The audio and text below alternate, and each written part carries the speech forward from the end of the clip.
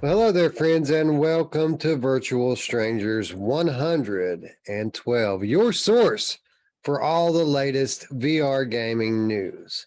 I'm your host, Wes. With me, as always, my good friend Roots. Roots, it's sneaking up on us. I don't know if you've noticed it or not. I know it certainly have been flying under my radar, but 2 weeks we get Sniper Elite. Oh wow, God, no, it did sneak up on me. I did not. I was just telling you that when everybody was talking about what's that other game? It's on top of my tip of my brain. Medal Yeah, of Honor. yeah, Medal of Honor. Anyway, people were saying that actually, I think Simplex was saying he's never seen it as cheap as we were thinking it was yesterday. So maybe we were off on that. But either way, Um, I'm a believing $48. Didn't we say it was $48? Yeah, but no, we were saying it was even cheaper than that what it was now. Like it was significantly cheaper at one point, and I think it's like what 46 right now or 43 or Yeah, 40. Yeah, I was thinking it's 46, 48, something like that. but either way, it's I think Sniper Elite's going to be the Medal of Honor that we were hoping for. I'm thinking because I was really hoped for that, psyched for that game, and I'm feeling the same way about Sniper Elite. So Yeah, man, I'm still having that internal debate of what platform do I buy it on. I seriously think I might get this on multiple platforms because I want the fidelity that comes with my computer that I had to sell one of my kidneys for. But I also want to play this thing on the aim controller. I have a feeling that, at least to some extent, this game has been developed around the aim controller, like only a couple of other titles have. So, yeah, man, I want to play it both ways. Maybe I'll request a key and then buy it. you know who else likes to play it both ways? My Oh mom! yeah, she does. Hey, let me ask you this: what about testing it with your gun stock?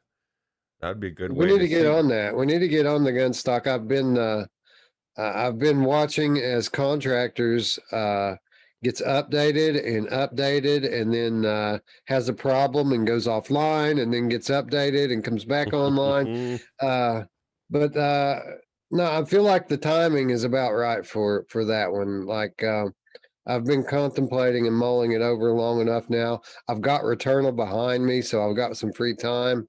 And I feel like the time is at hand for us to do both of the things we've been talking about forever: shooters and racing games. Yeah, man, let's do it. Yeah, and that's actually a really good way to do it as far as part of the shooter conversation. What your thoughts were with the aim controller on the Sniper Elite versus the gun stock, right?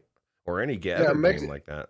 it makes me wonder if they're going to support it, officially support gun stock. Not many games do. People use them in games like Zero Caliber, and really all Zero Caliber has is a toggle, virtual gun stock. You click it on, and it gives you a little more stability. I use the virtual gun stock even without having the gun stock. I felt it played better that way. But really, I mean, Contractors is the one that really has in depth uh, calibration for gun stocks to really get it in 1-to-1, which is kind of scary to me because I kind of feel like that's what I need. If I'm going to really enjoy my gun Mm. stock, I need it to be 1-to-1. I can't like overlook some weirdness just to play with it. Yeah, see, I have the same problem with the gun stock that I have with the wheel. Is I need somebody from Rendered Reality to come into my house and set it up for me. Yeah, I need somebody to literally actually physically set it up, like all these things. I've tried the calibration; it's a little weird. I'm sure I could figure it out, and I'm They sure I'm sure you'll get the wheel thing down. You'll be telling me how easy everything is. Hopefully, this next iteration of the wheel is a lot more plug and play friendly. So. Well, I'm afraid because it is new that the drivers might not have matured the same way that the older version has. So that Mm. possibly could be a problem. But with regards to contractors in the gun stock, I might be mistaken, but it seems like one of the recent patch notes alluded to some streamlining to the calibration process for gun stocks. Ooh. So, like, I think there's kind of a copy and paste function now, so that you don't have to literally do every gun from scratch anymore. Now, again, this is just me operating purely from memory. I could be, recalling some dream I had when I was knocked out 3 days ago, but it seems like I read that somewhere. That sounds like a good dream. You know, what'd be cool is if you could just like stand there, just like you do a calibration, and just like hold the gun out and turn it different directions, and then it would the gun stock, and then it would suddenly whatever gun you use. That would be awesome. I think Guy needs to get on that technology for that. Work that into virtual desktop somehow. Next gen features. I mean, that's a different topic for a different day, and I'm sure we'll hit upon this topic once or twice more before the end of the year. But next gen features are coming. I made a statement on the Discord a day or two ago when I was talking about the hardware and the headsets that are going to be coming next year, and I almost called them Gen 2 headsets, but then it occurred to me they're not Gen 2 headsets. They're not Gen 3 headsets. The next generation of headsets are going to be Gen 4 because we had our original Rift and Vive, and then we had the Rift S Quest generation, which was Gen 2, which was a meaningful step up in clarity.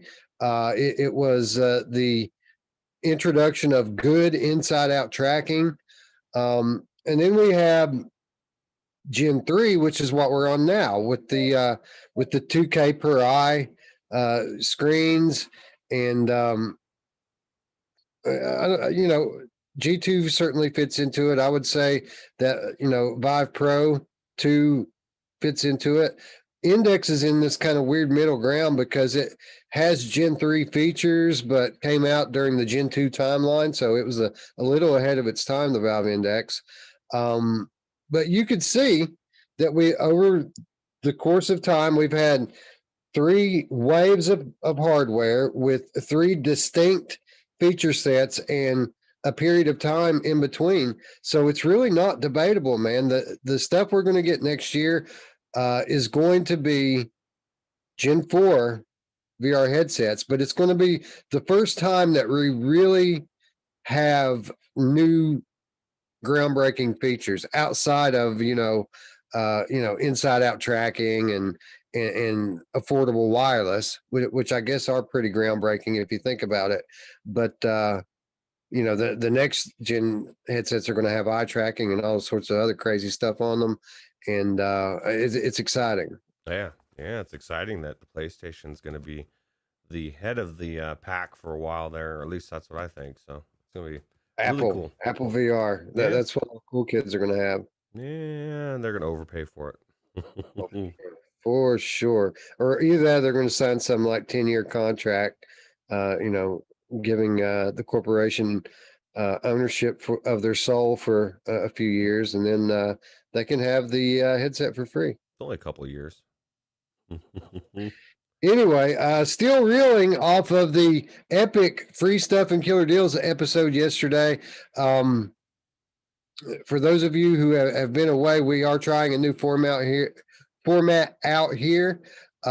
We've gone to 3 days, but the aim is to shorten the duration of each episode. So we've added an extra day, but we're trying to actually do less content. So you're going to notice, if you haven't watched this show for the last couple of weeks, you're going to notice the faster pacing to it and an overall different feel. Although I kind of like it better, Roots, because with the addition of the headline segment, we're actually covering a lot more information, even though we are doing it in a shorter amount of time. Yeah, I agree. I think it was definitely well needed. But so I guess, with that said, again, we're going to try to pick up the pace here and not dilly-dally. So we need to get into it. But before we do that, we need to start things off the way we always do by saying hello to our friends in chat. And Simplex is joining us live, Roots. This is why I like our mid-afternoon Sunday time slot, and why I kind of feel like it works even a little bit better than the older time slot, is because we get everybody, man. We get Europe, we get the East Coast, we get the West Coast. Maybe even our friends in Australia and New Zealand. It's kind of a good time for everyone, right? Radio Runt's already got his lawn mowed, dude. That's perfect, right? He can now relax, sip some lemonade or something, or some good old sarsaparilla. Radio Rent saw Demeo in the tagline and just had to get shit done That's so he true. could be here live for this one. Well, one more day. Simplex says it's 9 p.m. in Poland. Oh, Well, I mean, that's perfect. That's prime time, friend. yeah, that's just about the time that we do the Wednesday show for me, anyway. Right, 9 to 10. So Traveling Man 3775. Hello. What's up, buddy? Zaylan Maru says, what's up, everyone? What's up, Zaylan? Techno Glitch in the house. Hey, what's up? Alex VR. Hey, man, how's it going? Good to see you. Decepticon, as always, says, oh, Techno Glitch says something about Schenectady. I don't know. I guess they're having a conversation about New York. Mash Daddy gets the tip train started early with a $5 donation. Thank you, Eric. I need it after yesterday's episode. I've got to recharge my bank account and get ready for next week's episode. Right? yeah, really. Radio Run, as you mentioned, listening from Target today, he says. Well, he must be doing some shopping. I thought you were going to say shoplifting. He must be doing some shoplifting. Maybe. We don't know what Radio Runt does on the side. Anyway, our ride or dies have arrived in chat. Simplex wants to know if you played the Demon Souls remake on PS5, Roots. Roots actually, unfortunately, has yet to play PS5 at all. Yeah, I would love to play the Demon Souls. It looks good.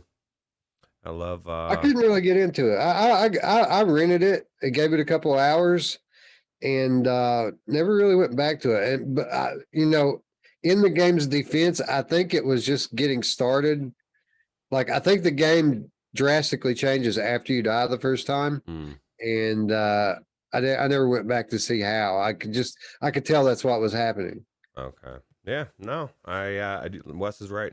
I was watching some PlayStation 5 scroll channel of how like they've got those YouTube channels of different cards popping up or different consoles popping up. I was checking out some of that stuff yesterday.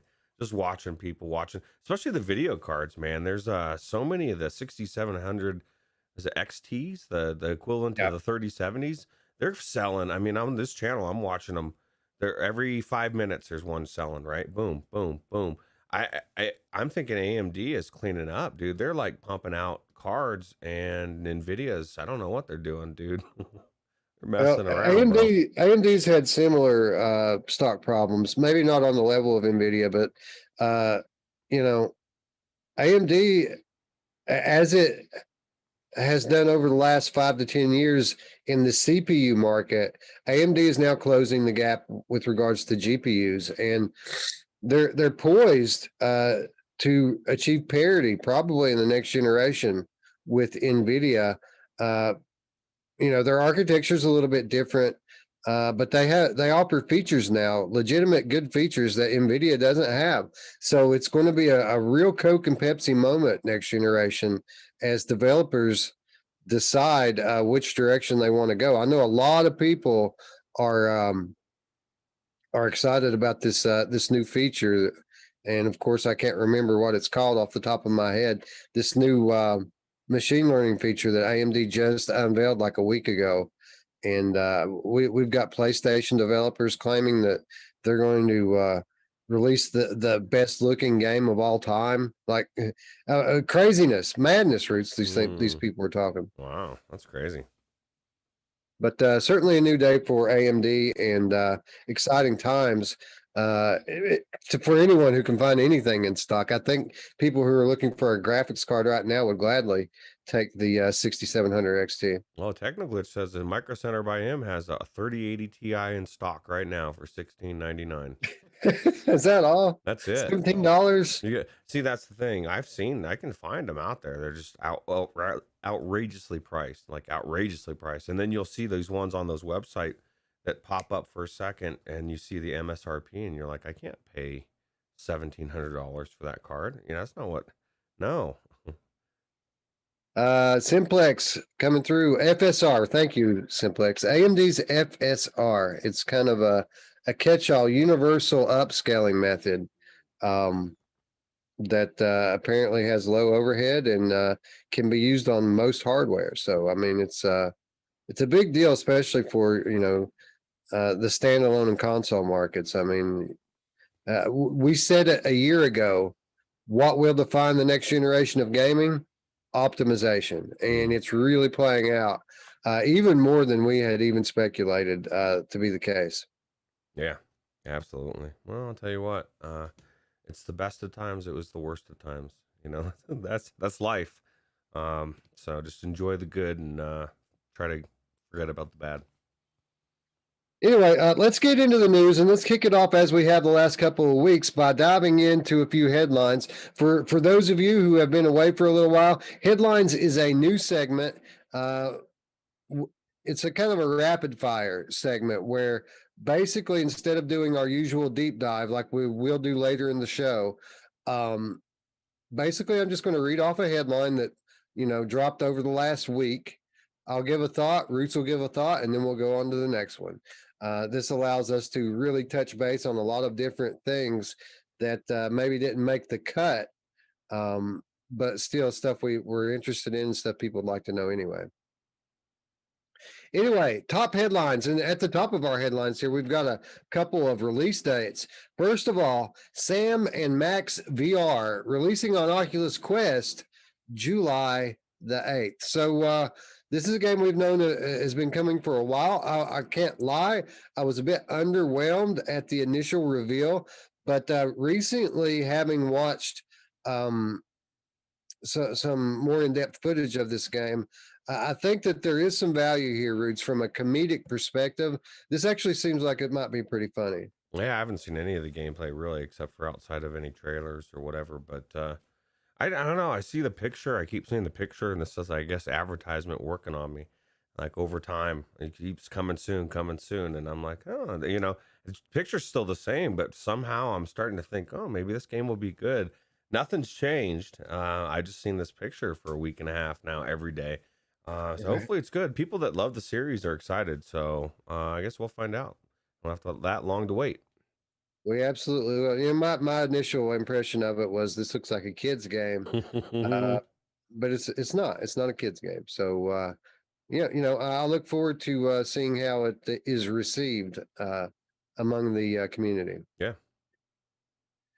Little Witch Academia VR Broom Racing releasing on PC VR and PSVR July 15th. So not very long, 3 weeks from now, Roots.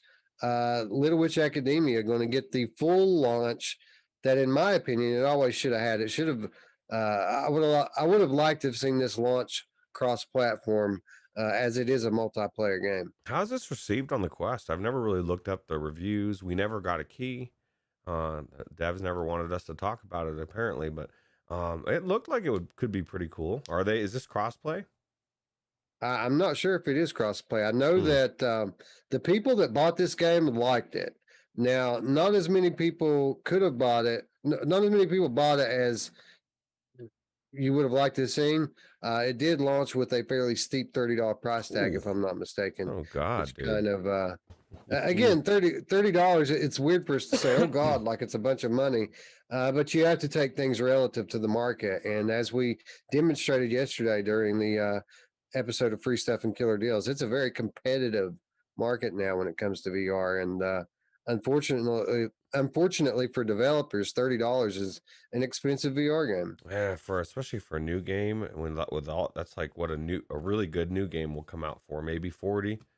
And I'm not saying that this broom racing thing is not a good game, but what I'm saying is it's a niche game, and you know what I mean. $30, my God, I'd say $20 would actually have been a pretty still would have felt a little bit heavy, but you could still feel good about it, right? So.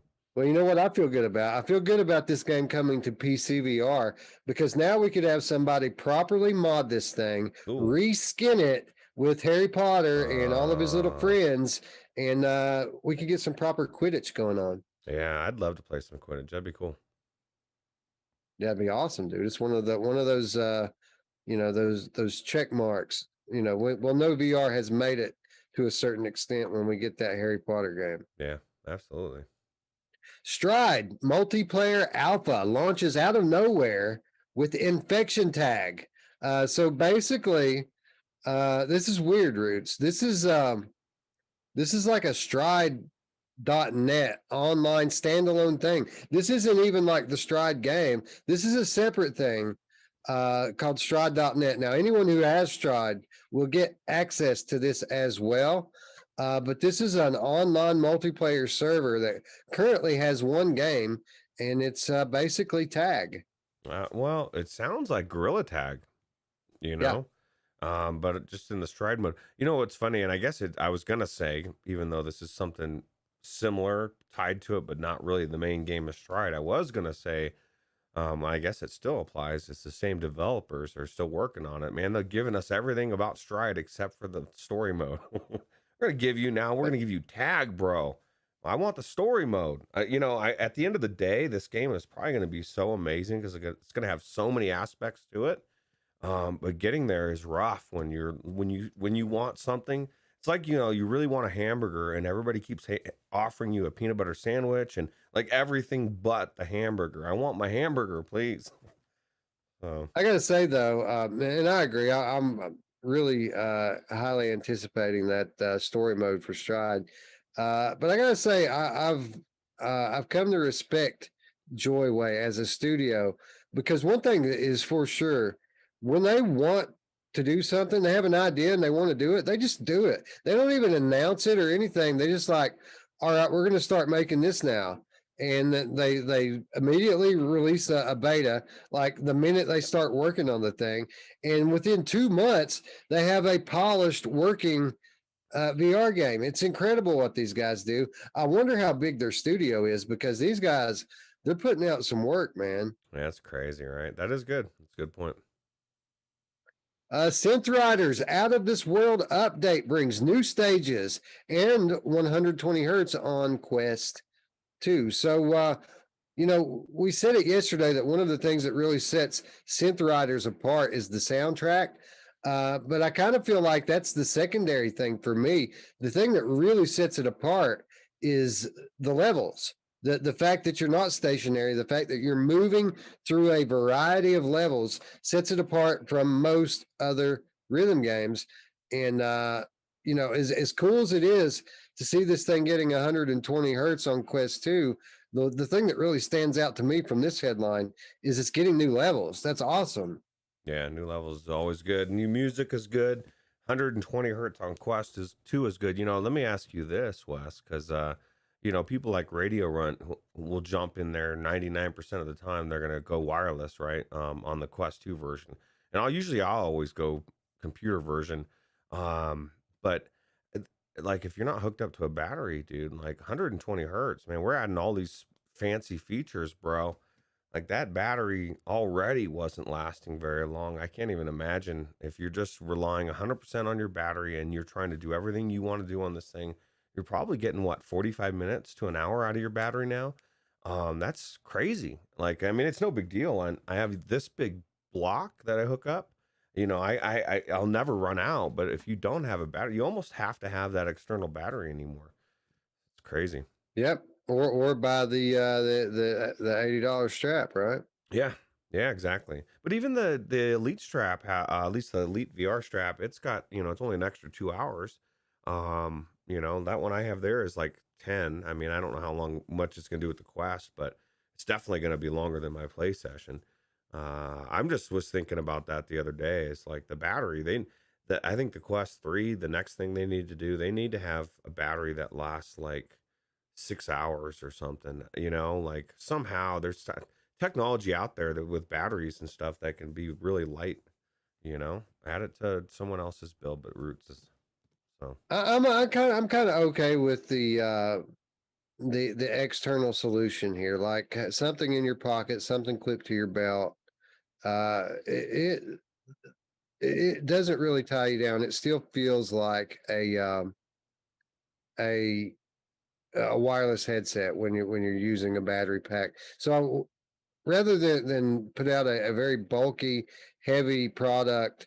I would be perfectly content if they were to just have an official external battery solution that's high quality and charges quickly. Or build it into the strap, you know? Yeah, I mean, if you would, they yeah, would yeah. ship the whole thing with a regular strap, an elite strap that wasn't removable, with the battery pack. That would have been cool. So I don't know. There's a lot of options. I'm just stating that either way, that the battery solution is not enough anymore. It was barely enough when it came out, and I know why they did it the way they did it, because I mean, obviously, you can't come out with 120 hertz and all these things on day one, and then people are like, dude, your battery's 45 minutes. Like they've had to slowly dole it out, so you get to choose. You get options. How much do you want to run extra? So anyway, That's the cool thing about it. It's optional, right? You can run on base settings and base functionality and get your entire battery. But now at least we have the options, right? We can run 120 if we want to. We can use our microphone to make videos if we want to. I can use my Quest to make PCVR videos now. That's Like great. I couldn't do that before. That's awesome. It is crazy, and they keep adding more. This is a real time thing, and I don't want to get off too much of a jag here, like I already have. But Spry Guy says today he watched the 11 table tennis championship. He was amazed they were both using Quest 2. The guy who lost said his battery was really low and had started having stuttering, and that's why. I mean, of course, I'm always gonna. I got it. I have the solution, Okay. Roots. It just hit me like a ton of bricks.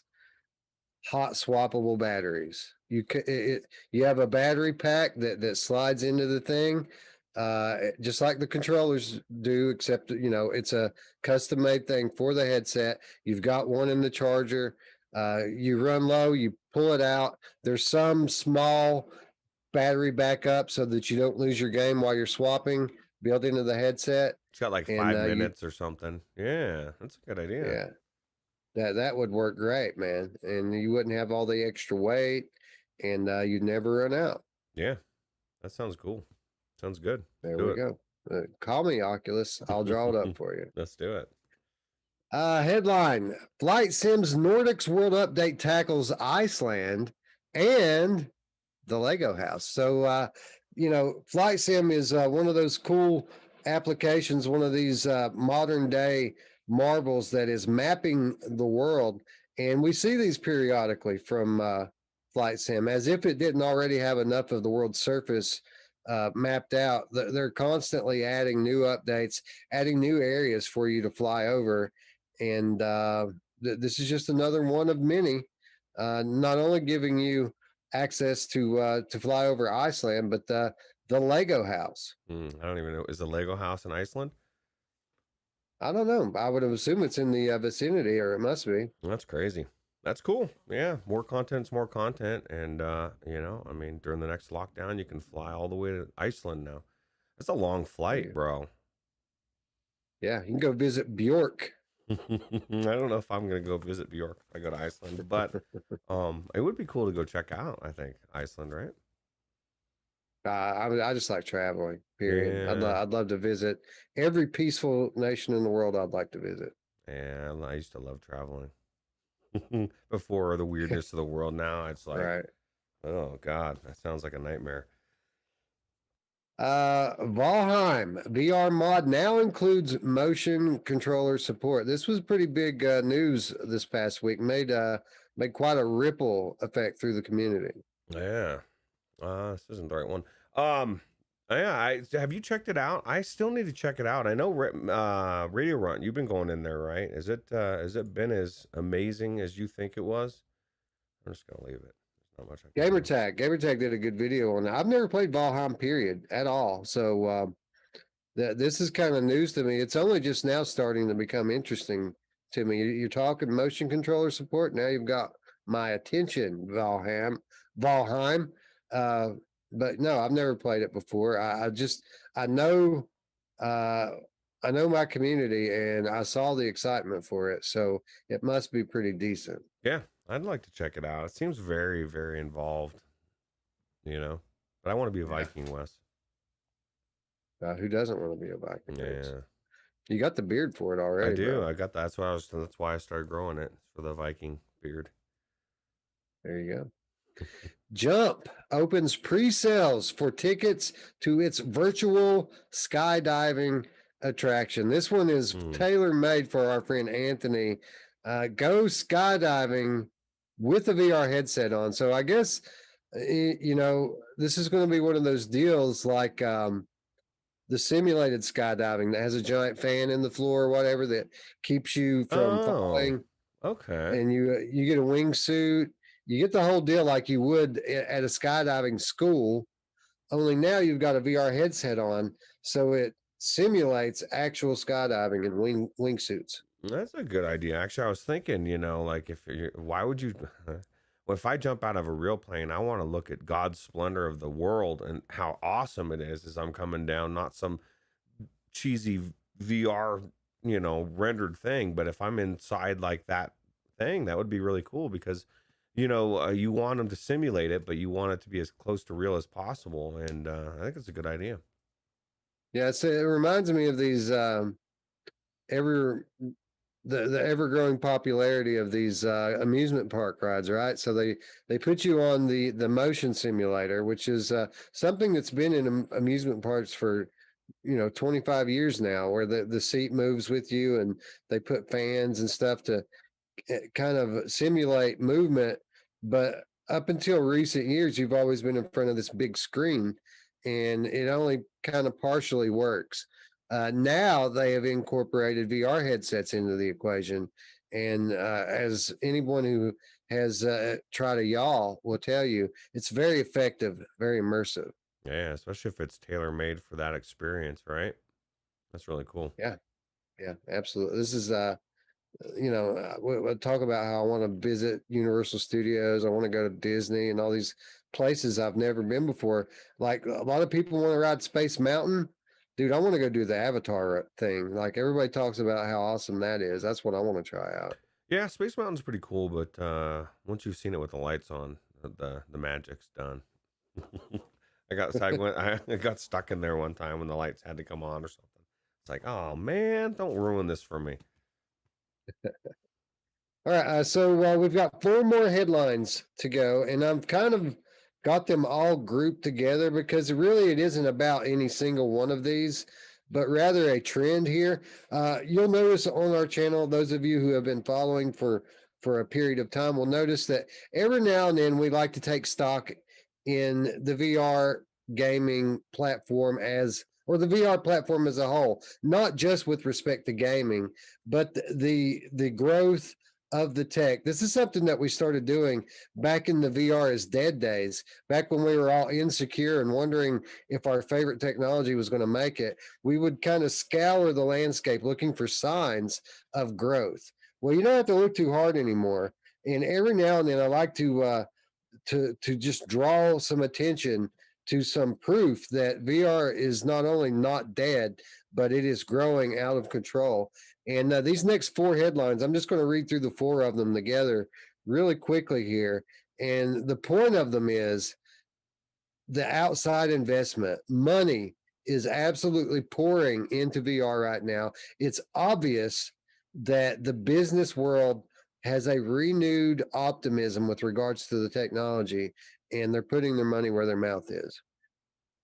So, headline: Moth and Flame raises $2.5 million to expand its immersive VR work training technology. So, Moth and Flame is a company who provides VR training for employers, and we all can imagine just how effective that would be. Apparently, the business world agrees, as they have put up $2.5 million for this company to advance this tech. VR education platform Engage raises $10.7 million to build Oasis Metaverse for business. So here we have another business application of VR. This VR education platform, this is a popular one, Engage. I'm sure you've heard of it before, even if you can't quite place where.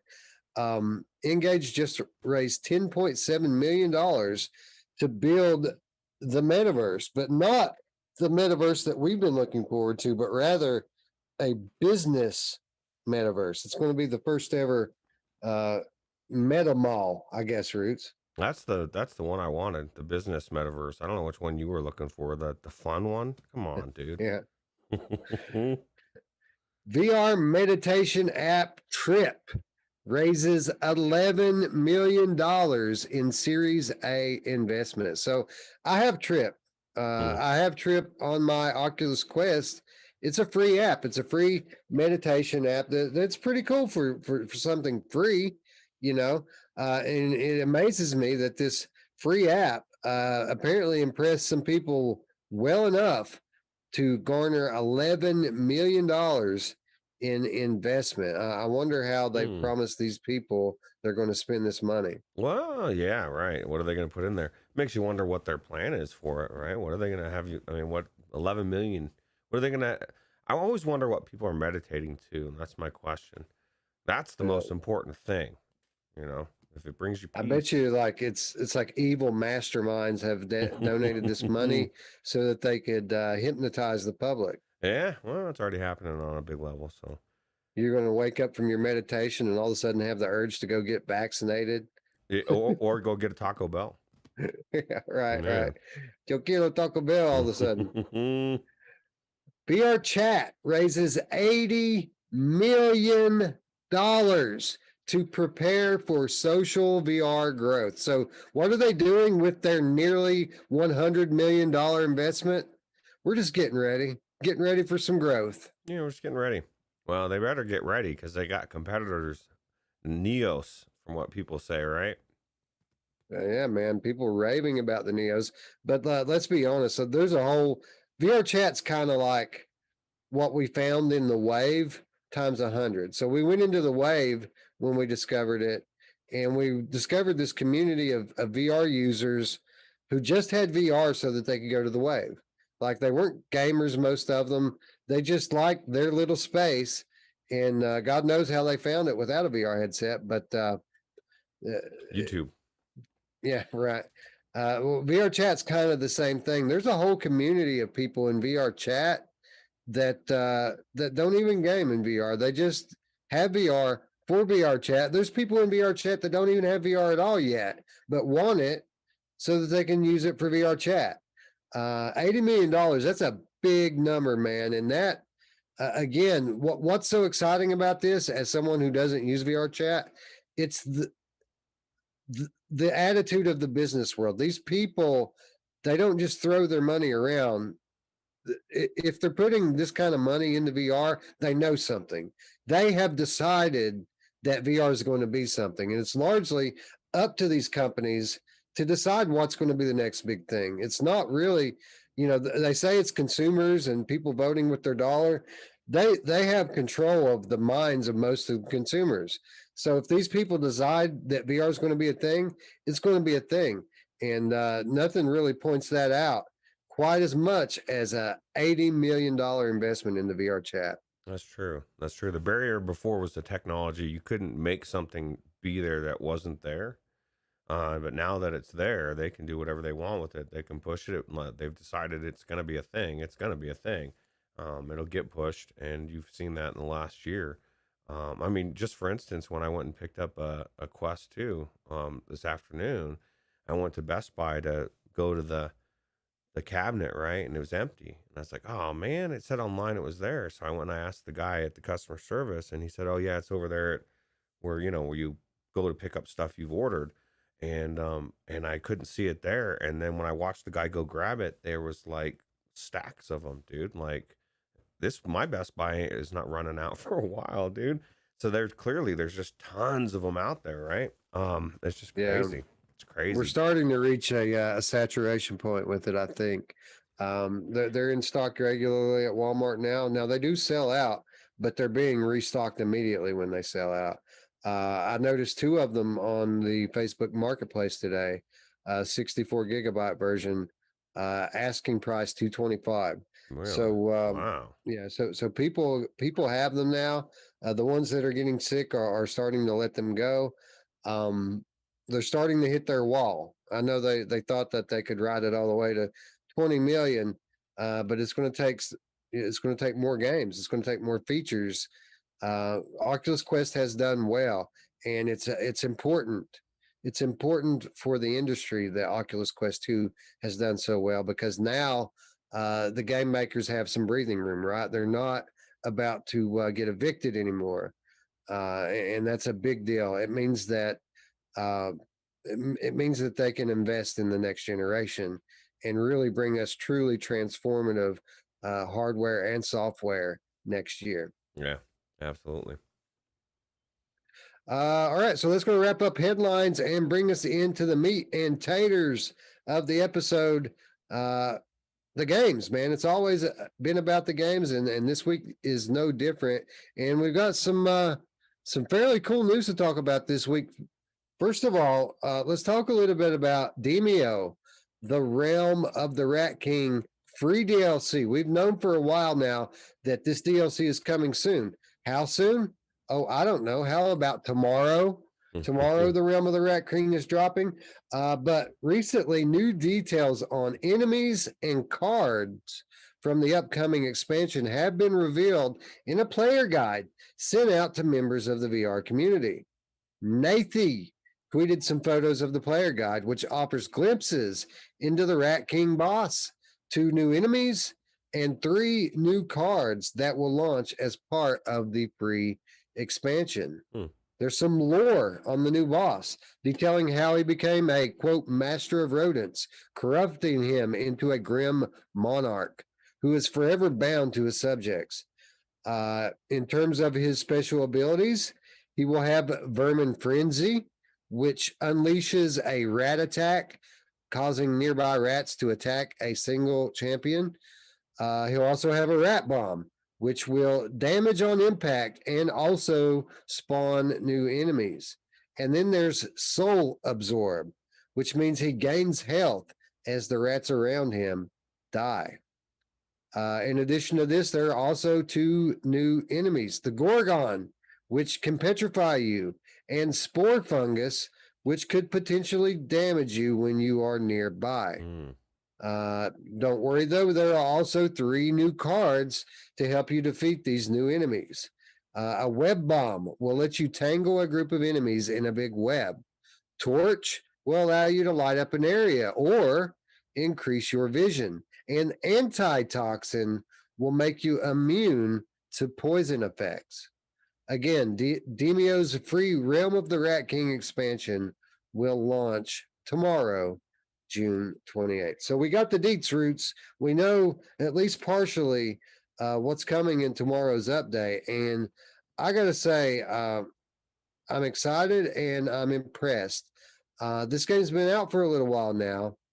And at least in my eyes, it hasn't lost any momentum. Like, we speculated when we first tried it out that, you know, as awesome as it was, the single game being played over and over again might get old. People might walk away from it. These expansion packs going to be very important to keep people playing. Well, largely that has not been the case, man. People are still playing Demeo. They're still loving it. And this Rat King expansion is only going to help. It's only going to serve to double down on that. Yeah, I agree. I can't wait to get back in there. Now, I didn't mention anything about the coin flip, right? So I could have sworn I heard rumors that they were fixing that, or that it was somehow they were not. It wasn't going to be the same, right? Nerfed. I heard that rumor as well. I have not read any kind of official patch notes, so I don't know. All of this information that I just read off was shared by Nathan on Twitter as he received some promotional material from Resolution Games. Yeah, I was looking through that promotional material when we received. Oh wait, we didn't get that either. We did get that the other thing though, right? Did you ever check out that other package to see if it was unbroken? I haven't looked at it, to be honest, but do a video on it, an unboxing of whether it's broken or not. That's a good idea. And to be fair, there was a significant delay when they shipped our Demeo kits to us because it was coming from overseas. Nathan lives over there, so it would make sense that he would have it now. We very well could have these packages on the way here for us as well. It just hasn't gotten here yet. Yeah, that's true. All right. Anyway, a community favorite, Demeo, and something that, some variety of the game is something I've been personally looking forward to. We say we're going to be racing this weekend. I don't know, man. I don't know if I'm going to be able to drag people away from Demeo long enough to race. Yeah, no, people love the Demeo for sure. And I'm going to be like the last time I went in there. I'm going to get in there and I'm going to feel like very confident sitting down at the table. And then I'm going to feel very inadequate with all these veterans like Radio Runt that have spent 100 hours in there to my 5. Zaylen Maru, sorry. I guess there's two things. You get the other one, but Zaylen Maru, Demeo, or Table of Tales, which is better? Totally different type of thing. Table of Tales is more of a story-based adventure. Super cool. I loved it. And Demeo is like more of a board game. That like you know what I mean, like an actual sit down for a few hours. And but Table of Tales is really cool. Yeah, I haven't played Table of Tales. But it's cool to play this style of game in VR. I saw a chess game today too that's upcoming. That's it's chess in VR, but it's kind of like Demeo, where the characters kind of battle it out after you make your move. Look pretty cool. Yeah, I used to play battle chess when I was a kid, and I used to think that was really cool. Now you can actually look at and watch what they needed to do is like remember Star Wars? How cool that was when you were a kid watching those those creatures attack each other and stuff. You could have a chess game that has like 20 different versions of amazing cool sets, right? I think that'd be a really good idea. Yeah, absolutely. The sky's the limit with VR. It's really up to the imagination of the developers is the only limiting factor with these sorts of things. They can make these board games as crazy as they want to. I mean, it can expand to fill your whole room if they want to. Yeah, I'm not big on board games these days, but in VR like Demeo, I'll take board games all day. They're super cool and interactive. It's got to be interactive. You know what I mean? Like that was one of the things that was it virtual or what is that, desktop simulator or whatever, or tabletop simulator. Yeah. I mean, it's very basic. That's what was missing in it. I mean, it literally took the games and put them in VR, but nothing's moving like you would want out of, like, it didn't take advantage. It was too early ahead of its time, I think. So. Right. Decepticon says that Demeo is good with friends. And yeah, that's really the main thing about it, right? It's a nice chill way to hang out with friends. I still would like to see a spectator mode added into this so that people who want to join the party mid-game, not to play, but just to watch and talk to everyone, can do so. I think that would be a very easy way for them to expand their base. Obviously, you would have to own the game to join. But a lot of the draw of this is just hanging out with friends. So it would be nice to have something to do with that fifth guy. And they could, even if they wanted to, make it so that people can tag in and out. Like if somebody starts a game and then doesn't have time to finish it, but there's a spectator that wants to jump in and take their place. I mean, this is all stuff that they could do very easily and would increase the crossover appeal to the community. It's already set up that way.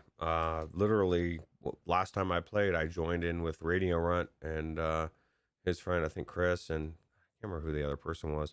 And they were already in round 2, like midway through round 2, and I just joined in and I picked the sorcerer, and then all of a sudden I realized there was already a sorcerer. There was no tank now because I took the tank from when they were playing, but because they were playing 3 people and I joined in, and it just put me into that 4th slot. So it's already set up to do that. That was pretty cool, I thought. Yeah, cool. Yeah, it's cool. Drop-in functionality, already a thing. That's awesome. Yeah. Cyan says he's glad he didn't miss his favorite topic of the show. I see. Well, yeah, I'm glad you didn't miss it either. We're going to get to that, but first we want to talk just a little bit more multiplayer and touch on Walkabout Mini Golf. Demeo, not the only popular multiplayer game on Oculus Quest to be receiving a substantial update. Walkabout Mini Golf will soon be launching on Steam, and the developers are looking for beta testers now. The Steam page for Walkabout Mini Golf lists compatibility with all major headsets and will offer full crossplay support for up to 5 players in a quote private room with voice chat, no matter what platform that you're playing on. So it's cross-platform chat in this cross-platform gameplay. Earlier this month, Walkabout Mini Golf was updated with a new course, the Western themed Bogies Bonanza, bringing the total count to 7. Wow. There's also an unlockable night mode that modifies the holes to make them harder, plus a sort of Easter egg hunt with custom balls hidden around every level that you can collect. Walkabout Mini Golf has a July 15th release date on Steam, again supporting all PCVR headsets. So Roots, we've said it a million times, full lobbies make or break a multiplayer game. This already a popular choice on Quest, now getting full cross-platform PCVR support. Pretty cool, right? Yeah, it's crazy. It's taking this long, man. This is the first time when this game first came out. It was the first time I met Mash Daddy, Johnny Five. You know what I mean? That's how long it's been. It's been out for a while. Spry Guy's been waiting for it this whole time. He literally said that night, he said, "Oh, well, I'm going to wait for it to be on Steam." I thought that was right around the corner. Finally, we're here. Scion says he's picking it up, so we're going to have everybody in there. This game is amazing. I've said it before. Mini golf has a special place in my heart just from my growing up and all the cool mini golf courses I went to and as a kid. And this is like the closest thing I've got to experience that since then, right? So it's pretty cool. But you feel bad for those poor souls that golf it who just made their game support VR just to have walkabout behind them and kick them in the ass all of a sudden. Yeah. And what's funny is Radio Runt literally said something in the comments about Golf It. And he said, golf it, you got it for $4. It's worth it for $4, but it's no Walkabout Mini Golf. And that says it all. This is from somebody that's, Radio Runt's very diligent about what he says about these games, and he's very spot on about that. It's a good game, but this is Walkabout Mini Golf is definitely hands down the best mini golf experience out in VR at the moment. What was that other one? Cloud something or other, right? I tried that. I used to go back and forth, really wanted to try it. Finally tried it. I think it was on Viveport Infinity, or maybe it was on somebody's shared thing, and I was so disappointed because it was just meh. You know what I mean? It's just shows you just need the right developers to make it, and these guys nailed this one. Awesome. Have you tried the new Western themed Bogies Bonanza? No. I haven't been in since I met Johnny Five, Mash Daddy, and stuff. I need to get back into this game. I mean, I really enjoyed it. I just haven't been back in it for some reason. Eddie C joining the chat says hello. Les Marwick joins the chat, says I've been waiting for this on Steam. So your wait about to be over. And Corporate Zombie just picked up Walkabout today as the Oculus Quest daily deal. Nice. And now this is out on this is out on Rift as well, right? Or Rift on the Link store. I believe it's cross platform. It is actually, because somebody was saying that's what somebody was saying yesterday, and then Spry Guy was saying no, it's not out because they thought it was on Steam, and they were assuming that the PC version was on Steam, but it was on the Rift or the Link. Do you expect to get any kind of graphical bump from the PC version? I don't know. I did kind of notice that it looked a little bit better, but I mean I don't know. It's hard to tell. I need to go back and forth between the two. So, do you expect that they're their private room with cross-platform chat to work as well as they're touting it. On day one, probably not. Now, wasn't there, can you, if I play on like Oculus, you can play more than 5 people. Wasn't it 8 people? Or maybe I'm wrong. I don't know. I'm just referencing an article, I think, from Road to VR. Okay. Yeah. Well, Eddie C has it right. He says it's a Walkabout Mini Golf is a VR essential pickup. And I disagree. And Onakazi says no. I don't know what you're saying no to, but that just sounds like it. You were very emphatic about it. No, they're all going to laugh at you. He's like, no, this game is garbage. It's garbage town. It's a hot dumpster fire. Although I disagree. Anyway, Walkabout Mini Golf comes to Steam on July 15th, supporting all PCVR headsets. Cool news. So we'll see you out there. It's not that expensive either, right? It's only like $20, I thought. Yeah, I don't even think it's that much. Like this is a fairly affordable game. Yeah. And that brings us to Scion's favorite, the reason why he's here today in chat, Myst.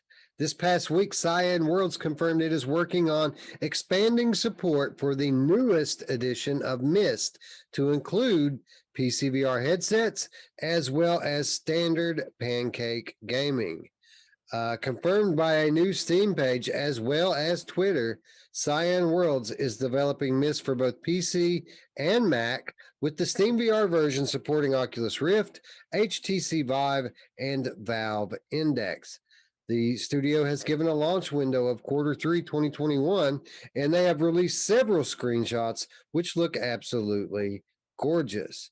The Oculus Quest version of Myst saw the team rebuild the original point-and-click adventure with all new art, sound, and most importantly, interactions. But the studio has still remained faithful to the original 1993 classic, using the same exact locations and retaining the narrative, uncovering a story of ruthless family betrayal. Once you've completed the campaign, or for those well acquainted with Myst, there's a puzzle randomization option to mix the experience up. So no real news here. I mean, we kind of already knew that this was coming, but Cyan has a history of taking their time with these things. So it is kind of nice for them to touch base on this, just to let everyone know that this is still coming, and it's not going to be that long. Within a few months, we should have our hands on this. And just to prove it, they didn't give us video, but they gave us some still screenshots. Stunning, right? Yeah, absolutely.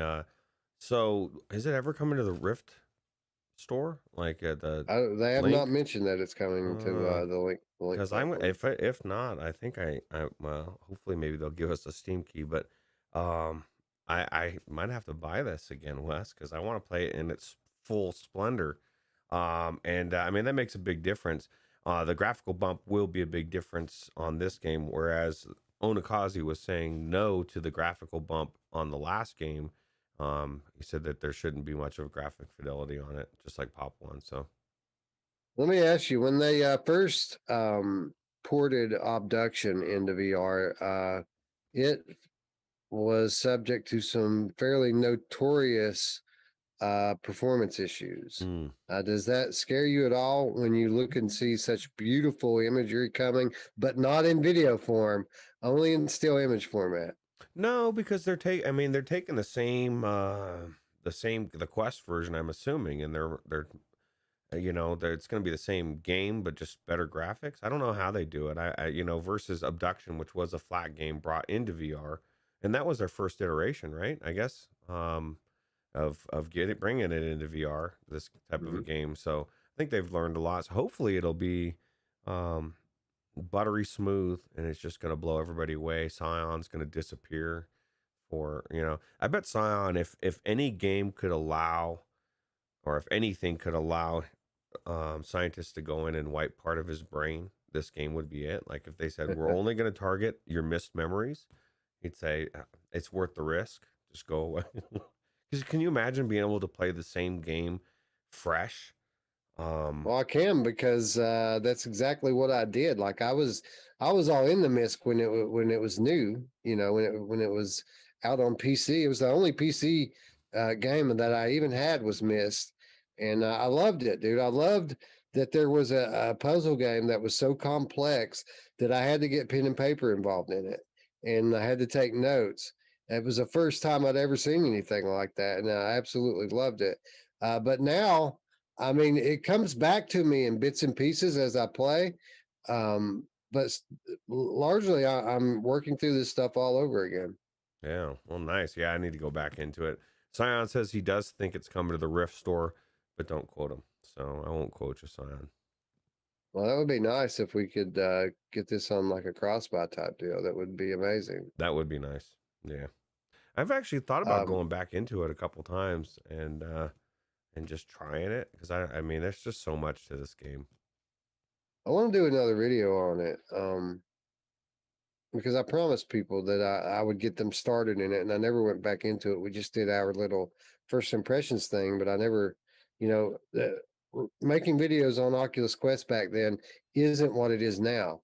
And now that it's fairly easy to make a good high quality video on Quest with minimal editing involved, I'm really I'm tempted to go back in there and at least play through the first little bit of the game again. Obviously, I don't want to play all the way through it with us so close to the PC release. I want to save it and wait for the eye candy to come. But this is a great game, and it means something to have a game like this in VR. This is kind of one of those uh, badges that VR can wear and show that it's an established platform when we have games like this showing up on it. Yeah, they're popping up left and right. Les Marwick says he does not need outside help to wipe his memories, and I completely understand what you're talking about there. So yeah, that's cool. I can't wait for this to come out. Can't wait to play it in all the glory and graphical fidelity that was it needs to be. You know, it's great they got it on the Quest, but it's gonna blow people away. And Scion can't wait. I'm sure. Yeah, I want to complete this in PCVR um, because I want to know which one am I going to enjoy more in VR, this or Abduction? Because I Hmm. really, really like Abduction in VR. Now that it's been fixed, it's an amazing experience. Although Myst plays more like a VR game because it's fully integrated motion controls and stuff in Myst. So it's going to be an interesting battle and a good way to kill time while we wait for Firmament. Yeah, yeah. Firmament, man, right around the corner. Couple years probably. Scion in chat says Abduction always had VR in mind, but it wasn't implemented from the start. And he also says, I'm chomping at the bit to play Myst on PC VR. Well, just imagine this, or I'm sorry, Scion. Think about this for a minute. We already know it's going to be a while before we get Firmament. It almost certainly is going to launch after next year's Gen 4 hardware launches. Imagine playing Firmament on your PlayStation 5 VR or your Valve Index 2. Imagine what that's going to be like. It's going to be crazy. That's gonna be crazy. It's gonna be amazing. Can't wait. Imagine game makers like this that are this talented and creative having a tool like eye tracking at their disposal, so they always know what you're looking at. I'm I just mean, I'm just looking forward to the Index 2 controllers joysticks not breaking. That's what I'm looking forward to. And being able to do this while I'm playing a game because, or squash things, I feel like there's a lot of things I've missed out on having the Index, and that those are the main things. Eddie C in chat says, I would love to try Myst, but I heard it's super hard. You know who loves it when it's super hard? My mom! Yeah, that doesn't deter her. Scion said that he heard, now don't quote him on this, but they were gonna have the notebook in the game for the new version, the PC version, which I know they're supposed to be adding for the Quest too. And Eddie C, it absolutely does. You do have to take notes because, like Wes just said, that it's no different. The game's exactly the same. Just now you're in VR, and So So the way I dealt with that for the Oculus Quest version is I used the Quest built-in screenshot functionality. So instead of taking notes, I just held stuff up and clicked the screenshot. And it was a little bit of a pain in the ass to have to go back into the main menu to bring this stuff up. But it worked, that's you what they know. need to do for their iteration of notes, right? A notebook that you just take snapshot pictures of everything, and then it puts it in a book, and you don't even you just go through the book and it's all there, but you're not having to write shit down. You're not typing anything. It's super easy. That sounds Or like a really some good idea. or some kind of an archiving system that works almost like an inventory. So, like if you have a book or a page or something that you want to refer back to, you kind of scan it or whatever, and now you have a backpack or something that you can reach into your inventory and literally grab this thing and look at it right in front of your eyes again, and then put it away. Yeah. Yeah, it sounds good. That would be, yep. Anyway, I think we're all excited for Myst, and it's going to be here before you know it. There's so much coming out, uh, pretty much starting right now. With Sniper Elite, it's just going to be a nonstop train of VR games for the rest of the year. So Myst is going to be here before you know it, and we're going to be all tapping out with trying to submit. By the time this game gets to us, there's going to be so many games. It's crazy. Yeah. Speaking of which, as if we didn't have enough official VR games already, developer Rai Kuparta is working on an unofficial Firewatch VR mod, as teased with some GIFs and videos on Upload VR's Discord channel last week. Rai Kuparta recently worked on the excellent VR mod for Outer Wilds.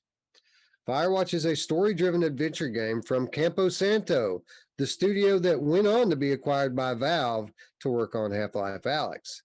The game follows Henry, who spends a summer living at the lookout tower at Shoshone National Forest.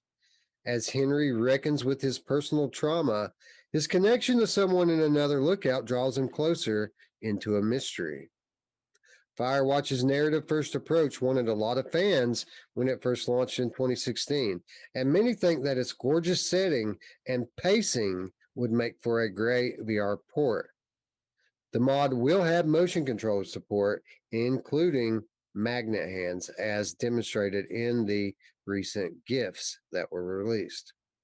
It's being modded directly in engine to hopefully make for a native feeling VR experience. So Roots, I put this in the show today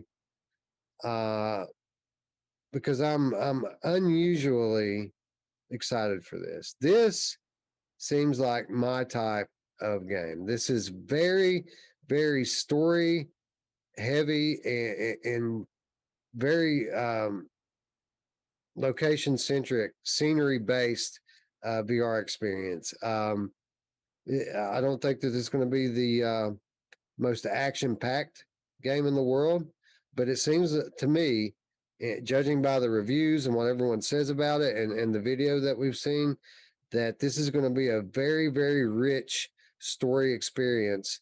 That I mean, they said it. It's almost like this was meant to be played in VR. Yeah. Yeah, it looks really cool. Not everything has to be action packed, right? It looks like it'd be a really cool atmospheric story based adventure. Get to go across a log. I mean, it actually looks really cool, like a game that I would probably enjoy flat. The fact that it's on sale right now for $5, it's normally $20. I would say if you have any thought of playing this, I'd pick it up right now, because I guarantee when the mod comes out, it's not going to be $5. They're going to be riding that $20 for a while, because they can and they should. That's why I love these kind of mods. The community benefits, the developers benefit. There's no one loses here. You know what I mean? The developers are like, a lot of people, it's weird. They think, they're like, man, aren't they going to get pissed? I'm like, no, man, the developers are probably like, are you kidding? Hell yeah, dude, go do it. As long as you're still buying the game, who cares? I just think it's cool. It's funny. some of these games that people are buying just to mod into VR, $50 and $60 games. Mhm. And how do you think it makes these VR developers feel when people look at their $25 game and go, $25, 30 Mhm. bucks? No way, that's too expensive. And then they turn around and go spend 50 bucks on a flat game so that they can mod it into VR. Well, it's crazy, and this is what I've said about whether it be Risk of Rain 2 or Red Dead Redemption 2. It's sometimes it's hard for me to go into some of these made for VR games because the AAA game loop is what drags me in. I get into this game like Red Dead and I'm like, "Oh my God, this is amazing."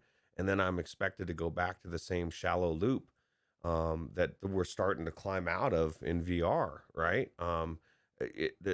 It's I would gladly pay $50, $60. Like say if somebody had an amazing mod to bring Resident Evil 8 in, you know, I 1-to-1 VR, yeah, everything's perfect. I'm paying it all day long because it's going to blow away any game in VR. You know what I mean? Because it's got that AAA. So we're in a weird time on so many levels for developers. I would not want to be one right now. Right, right.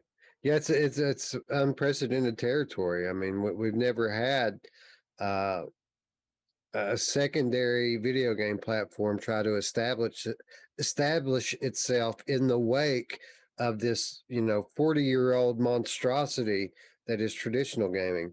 It's a first for VR to try to play catch up, and you know, VR games were cheap at first because they had to be, but now we're getting to the point where they don't have to be, other than the fact that they already are. And it's how do we get away from that? If you're a developer trying to make money, that is, how do you progress the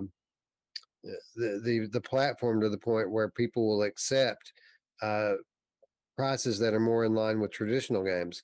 To me, I think the answer lies in the games themselves. We need games that are on par with traditional games in terms of length and quality. I think when we start to get more big games and big IPs, people are going to be a lot more willing to fork out the money for them. Absolutely. Nobody bitches about paying for Half-Life Alex.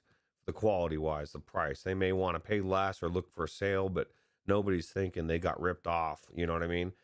It's a $60 game all day long. And it's kind of like Nintendo. There's a reason why they never drop their prices on their main lines. Never. It's always full price forever. Because they know Yeah, what they've man. got, right? So Yep, yep. Man, Mario's just 50 bucks, dude, and that's how it is, or 60, 50 to 60 bucks. And it don't matter if you're buying a Wii game. I mean, it's just what it costs now, right? yeah. Yeah, it's Mario, bro. But anyway, Firewatch, I'm unusually excited for this game. I feel like this is something I'm going to play through in a couple of settings because I'm going to love it so much, not only from a story perspective, but I could just tell that this is a place that I want to go and visit and just, explore. And I get to solve a mystery or be a part of a mysterious story in the process. Sign me up. I'm sold. Yeah. Well, everybody that's talking about it in the chat is saying good things about it. So Mind Jive joining us in chat says Firewatch is currently 75% off on Steam. great deal. So $5, thank you. bro. That's all you need. $5. Is that what it costs? Really? $5? Yeah, it's $20 and it's on sale for 5. Oh, that's a no-brainer. I'm buying this today. Yeah, it's definitely worth picking up for sure. All right, one more topic before we get into the week's reminders. It wouldn't be an episode of Virtual Strangers Roots if we didn't have a new game to talk about. And we got a horror game this week, Roots. We have a game called Bad Dreams. Independent French team Creative VR 3D's previous VR title included, or VR projects rather, included Darkness Roller Coaster Ultimate Shooter Edition. But its latest title could be its biggest yet. Called Bad Dreams, this twisted horror themed world is coming to most major VR headsets, with plans to support development with a Kickstarter campaign next month. Mixing psychological and survival horror into one frightening experience, Bad Dreams puts you in a maddening world that's designed to test your puzzle solving skills as well as your senses. Creative VR 3D wants to immerse players in the world with as many interactive elements as possible. While there will be standard items like guns that will have realistic mechanics and handling, there will be other moments where you have to hold your nose or cover your ears to protect your mental health. This will be a big part of the experience. And if you don't, then you'll fall into the limbos, which are nightmares within nightmares from which you have to escape. While there will be action elements where you can fight these abominations, Bad Dreams is also about stealth, using a flashlight to steadily explore the underground network, trying not to draw any attention and stay alive. This is mixed in with environmental puzzles and a very limited inventory, 2 slots, plus both of your hands. Currently, Creative VR 3D is working towards a fall 2021 launch for Bad Dreams, listing support for Oculus Quest, HTC Vive, Steam VR, and PlayStation VR. The studio plans on launching a Kickstarter crowdfunding campaign in a couple of weeks on the 13th of July. So it's interesting, man. It's interesting to see the reaction of the PlayStation community to the news of this game, because this game looks cool, right? I mean, this looks like a pretty awesome, innovative, unique horror game. And the PSVR community has pretty much spent the better part of a year shitting on this studio and their game, Darkness Roller Coaster, talking about what a broken, janky mess it is. I've never played Darkness Roller Coaster personally, but I mean, watching other people play it, it looks cool to me. Like it's got a lot of stuff that I like in it. Now, maybe it's just because I'm not trying to play it. And when I pick the controller up, it would be a different story. But I think it's hilarious, the 180 that has taken place over the last week, as they finally have some nice things to say about this studio and its games. Really? Well, I mean, to be fair, they haven't tried the other ones, right? Or this one yet. Maybe they won't have good things to say after they try it as well. You haven't tried the roller coaster? Darkness roller coaster? No, man, I never know which one to buy. You go look to pick up Darkness Roller Coaster, and there's like 5, 6, 7 different editions, and I have no idea what the differences are in them. Oh, okay, yeah. Is that a PSVR exclusive? I've never heard of it. No. You can get Darkness Roller Coaster on Steam as well, I do believe. Yeah, well, maybe somebody here has actually tried it and can tell us what they think. Eddie C says this is a day one buy for him, and Zaylin Maru says it seems like Rush of Blood if you had to walk through it. Well, I mean, if that's what it's going to be, it's going to be a great game. I love Rush of Blood. I want Rush of Blood in PCVR. Come on, please. I think that's what Darkness Roller Coaster kind of tried to be, but it's a little more trippy and psychedelic than Rush of Blood's just classic horror, right? Yeah, absolutely. I was just reading Delirium Drew's comments and was giving him a hard time, and I guess Drew didn't realize that we were live. All of a sudden, he realized he was an hour late. You're late, bro. What are you doing? Paradise Decay joins the chat, says, Roots, I'm sorry, but the Darkness Roller Coaster is really bad. Is it really? Oh man, it's not. It looks good, man. It looks fun. I gotta say.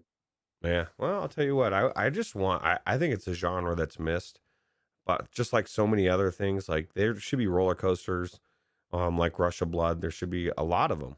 You know, if they made well, at least give me one good one on PCVR. You know, like there's really not. I just want a straight out Rush of Blood clone. You can even do it on Viveport Infinity and make it really cheesy, just as long as it's fun. Yeah, call it Blood Rush or something. Yeah, Blood of Rush. Kazi says, "Oh, okay. The PSVR without Pro guys were talking about this. They're taking a wait and see attitude." Okay. Yeah, man. AJ, I think just despises Darkness Roller Coaster. I think I even argued with him about it in his chat one day, way back when it was new. Well, it's Um, funny, and you never tried it, right? You need to try it. We need to try that, Wes. I thought about it, man. I thought about asking for a key for it, but I don't want to pile on. If it sucks as bad as everybody says it does, we're probably better off just staying away from it. It's not available on Viveport. Maybe it's already there. We could play it for free. I don't think so. I think Okay. it's just on Steam and PlayStation VR. Okay. Eddie C says Darkness Roller Coaster is like a cheap Rush of Blood knockoff, and Delirium Drew says Eddie don't even deserve to be called a cheap knockoff. So, have you played it then, Drew? I assume that you've actually tried it. Who hasn't tried it these days? Regardless, we don't need to make this whole this whole segment about how bad Darkness Roller Coaster sucks. This game looks cool. I like the concept, and hopefully, these guys. I mean, the fact that they've taken the licking and are getting right back on the horse. Hopefully, they've learned their lessons, right? And even if Darkness Roller Coaster is the steaming pile of shit that everyone says it is, hopefully these guys will take some constructive criticism and put out a game that works this time, because they have the concept, man. This is a great idea for a game. Wow. Yeah, and absolutely. Eddie C and Traveling Man are blowing my mind. We should do a segment one time and or ask people. I will ask you right now in the comments. Let us know, what was your very first VR game? Eddie C says Rush of Blood was his very first, and Traveling Man says Lies Beneath. You know what I mean? It's crazy. It's crazy to think of what your very first game is, like how blown away you were. Mine was Minecraft. You know what I mean? Like it's weird. It's just a weird thing that everybody's got a different first, right? So get this. The first thing I ever played in VR was the PlayStation VR Demo Disc Volume 1. This disc had a full Rush of Blood level on it. It's not the first level either. It was the second Rush of Blood level. It had a Resident Evil 7 demo called Kitchen, which was a standalone thing. It wasn't an excerpt from the game. It was a standalone experience that was terrifying. It had a full level from Res Infinite in it. It had a full level from Here They Lie in it. Wow. All your faves. Yeah, dude. All my favorite games, pretty much what I played the first time I played VR. That's crazy. Yeah, I was hooked immediately, dude. Like, I couldn't believe it, just how crazy good it was. Like, I VR wasn't something that I demoed and then went and bought. Like, the first VR headset I ever wore was my VR headset. And the first games I ever played were the games I just said. And yeah, it's no wonder that my undying love for VR continues to this day. Yeah, no, I did the same thing. I never tried it before. I just went out, watched a bunch of videos, a lot of Nathy videos, believe it or not. And he was like my first. Is that weird? Nathy was my first. It was Frank for me. I watched PSVR Frank for 3 months before I had a headset. It was like a week for me, dude. Like 1 week. It's crazy. I was like, I'm getting this. So I was ready to get the CV1. I have to go play some PSVR now, Roots. Yeah, you're gonna have to, dude. Anyway, anybody in the chat, I'm sure everyone can see the potential for this game here. Is anyone confident enough to back these guys on Kickstarter? Do we think they're going to have a successful Kickstarter for this? I think it's weird that it's a Kickstarter and they expect to release it in the fall. Usually Kickstarter's like a ways away, right? It's like we want to develop this game, but I guess maybe this is like a Kickstarter where we're hitting a point where we're running out of money and we just want to finish the game type of Kickstarter. Looks like so far it looks good. So I mean, if they just need that little bit extra to get over the hump, why not? Yeah, we've seen a couple of projects like this before that that are approaching the end of development and they need funding to properly polish it up and get it out the door. Not many, but I can recall a couple that we've seen like this. So I would imagine that they're going to go ahead with their game regardless at this point, whether or not it gets funded fully or not. But there certainly is an opportunity here for those of us who want to help support the game and maybe even catch a discount for it, to go ahead and throw our money down up front. Eddie C says for the right price, absolutely. And Onakazi says no, I will not be backing this Kickstarter. That's amazing, the difference, right? Yeah. Techno Glitch says the Frank Show. What? Right. I remember when Frank first put out that little intro song. I didn't like it. I thought it was weird. But I was watching Frank pre theme music, and I guess Delirium Drew was as well. He says it was Frank, and then Without Parole and Sugehead. So yeah, we all kind of, used to. There was like two groups. There was the Frank group, and then there was the Without Parole group. And I was kind of a Frank guy that watched some of Without Parole. And then Frank bailed on us, man. He left us all high and dry. And then we all just kind of became game cats at that point. Yeah, for sure. Anyway, I think that's going to wrap up our news for the week and bring us into our weekly reminders. And there is a game coming out this week, Roots. Surprisingly, from out of nowhere, Tarzan VR is being adapted into the Oculus Quest by Steel Wool Studios. This 3-part series will be released all at once in a few days on July the 1st. So I didn't know what to think about this, man. I had always assumed that this game would be coming to Quest, but it's not being ported by the studio that developed the game. Stonepunk Studios developed this game, and part 3 isn't even out on Steam yet, if I'm not mistaken, and it's coming to Quest, being ported by a different studio, still published by Funtrain, though. That is bizarre. Everything you just said, along with the fact that I somehow managed to get the scene without me in it in this episode, is bizarre, bro. Like, what I mean, if the third isn't even out on the Steam yet, and that was the thing for me, I haven't even played the full game yet. I'd like to play the full game. I guess it's gonna be out on Quest. That's crazy. I'm wondering if the developers at Steel Wool Studios are going to remove our names from the game. Well, there's a secret area in episode 1 where there's thank yous that are hidden in a cave, and Roots and I are on the thank you list.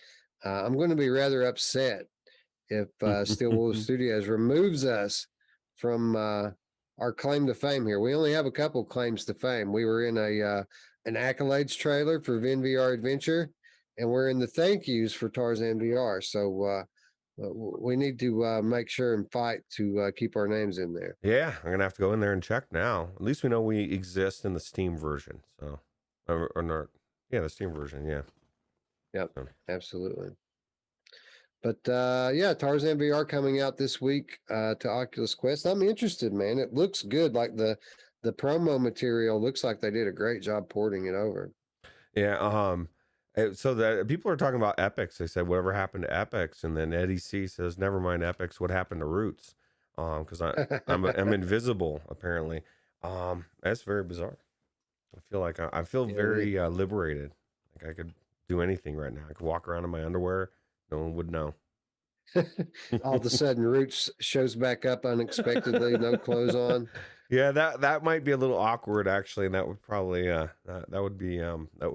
no. What is it they say? No news is bad news, right? All news is good.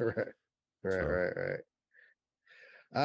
And that's going to bring us to our next set of reminders this week and every week. And this is the part of the show where we kindly ask you to do your part to help support these awesome game developers by taking a moment to join us as we go right now in real time and wishlist a game. And some good ones this week to choose from, Roots. We got Tarzan coming to Quest. We got Bad Dreams coming to Kickstarter. We got Firewatch, which, if I'm being honest, is probably, well, I was about to say it's probably the one I'm the most excited for. But then again, what about Myst on Steam? It has a brand new Steam page. Great thing. I mean, we got Rat King. coming up for Demeo. Great stuff on display today. What are you going to wish list, Roots? First I was trying to find the damn wish list thing. I couldn't find it there. Actually, I think I might already have everything on there. You know what? So I will say this. I was diligent finally. I finally went through and I went through my wish list on Steam and I cleaned it. I had over 100 games on there. I cleaned it out of games that I either didn't want anymore, already had, or whatever, and I got it down to 16. It felt very good because there was stuff on there, man. I mean, because what's kind of cool is it tells you the date that you did it. And I was like seeing all these things from 2018. I'm like, my God, dude, what has happened in the world? How different is the world in 2021 than when it was in 2013 or 18 rather? So yeah, I don't know. I think I've already got them all wish listed if I'm not mistaken. Maybe Valheim. I need to pick that up. So I'm trying to search for Myst, like the VR version of it. And I don't know what it's going to actually be called. You can't find it by search. I found it with a link because I was trying to find. A link. Yeah, I've got it linked in the show notes. Yeah, that's how I found it. I was trying to see if I could find like a more updated Myst picture for the thumbnail, right? And there wasn't one. But I was trying to find the Steam page. I couldn't find it, and I had to go through your link to get it. So I don't know what it's listed under. It's just listed as Myst, like one word Myst. So I don't know why it's not effectively coming when you search for the word Myst. I don't know. Yeah, it's crazy. There it is. Yeah, it is. You have to. It doesn't show in the drop down, but if you actually search, it will show up in the results. So coming Q3 VR supported. There's a trailer here. Is this a trailer for the PC version or? I don't know. I don't think so, but I don't know. I just went with what trailer you had in the notes. I didn't even check. Oh, the imagery looks nice, but it's just that little intro sequence with the book and the weird space. So yeah. Anyway, that's what I'm going to wish list this week.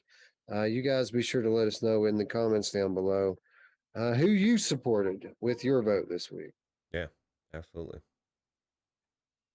All right, and let me get my notes back up in front of me here, just so I can remember that this is the part of the show where we bring you your final reminder, and that is how you can do your part to support us, our channel, and our community.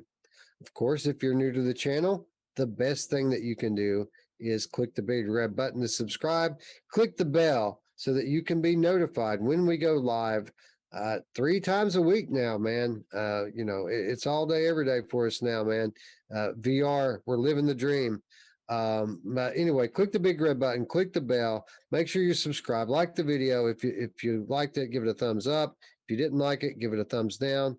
And otherwise, just click all the stuff because your clicks is what our channel needs to grow. Yeah, click the things. Click the things, man. Yeah. For those of you who have already clicked the things and are getting tired of clicking the things, well, there is something else that you could do.